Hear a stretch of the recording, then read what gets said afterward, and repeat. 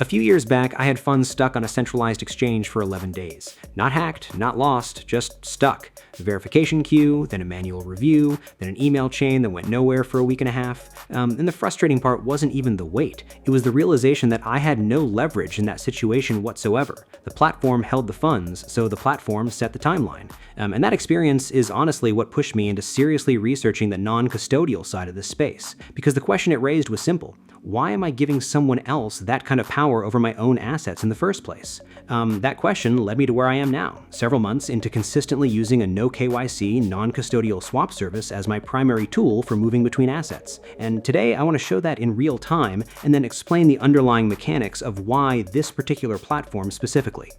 Before I get into the transaction, a bit of grounding on why this particular platform specifically. The thing that stood out earliest was how the platform handles rate presentation. What gets quoted before you confirm is what actually executes. That might sound unremarkable, but it's actually one of the cleaner ways to assess intent. A platform that skims on spread between quote and execution is essentially charging a fee it didn't disclose, and that behavior tends to show up in other places too. Didn't happen here. Supported assets are extensive. I've moved volume across a wide range of pairs over the months I've been using it, not just the obvious high cap stuff. That's the kind of data point that only becomes meaningful after enough repetitions to stop being coincidence. All right, running the exchange now.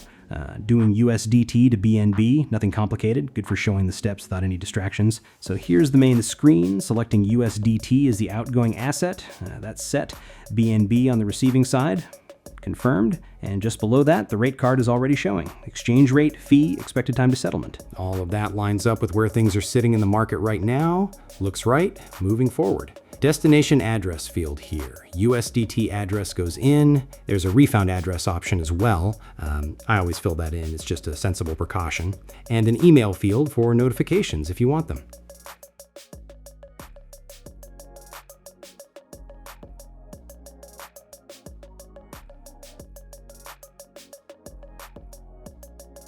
Good. This is the confirmation summary. Everything in one place before the order gets created. Checking through it. Send asset, receive asset, rate, both addresses, fee breakdown.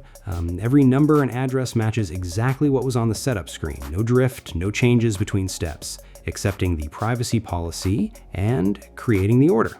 Okay, order's open. Waiting on the incoming transfer from my side now.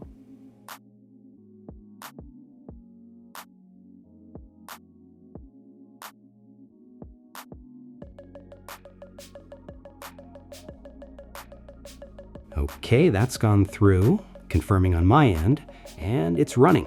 Automatic from this point. BNB will land at my wallet address in a few minutes. And while that's happening, I want to explain what's actually going on underneath this, because understanding the mechanics is what makes this model make sense. The entire distinction between custodial and non-custodial comes down to one thing: who physically holds the assets during the swap. On a non-custodial platform, the answer is that nobody does except me.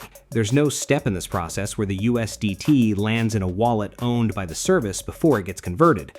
My wallet sends, the swap happens directly on the blockchain, my wallet receives BNB. The platform's role is to set up that transaction, figure out the rate, structure the execution, verify the routing, but it's functioning more like a calculator and a coordinator than an actual participant in the money movement. The contrast with a centralized exchange is stark if you think through it step by step. On a CEX, before you can do anything, you deposit, and depositing means the exchange now has your assets, not you. And from that moment forward, everything about how and when you can access those assets is determined by the platform's rules, not yours. Withdrawal thresholds, identity checks, account status, all of that sits between you and your own money because the money is technically theirs while it's on the platform. Non-custodial removes that entire dynamic.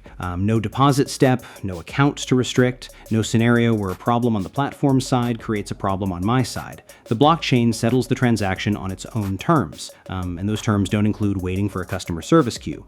Alright, something I've come to believe after doing this long enough is that the real test of any tool isn't what what happens during the first few uses, it's what happens when something unusual comes up. An asset pair you haven't tried before, a transaction at an odd hour, a slightly larger amount than usual. Those are the moments that reveal whether a platform's reliability is structural or just situational. And what I can tell you after putting this platform through enough of those moments, somewhere past the 90 transaction mark across varied set of conditions, is that the behavior hasn't changed. Same settlement window, same rate accuracy, same clean execution regardless of what I threw at it. And that stability under varied conditions is the thing I actually trust.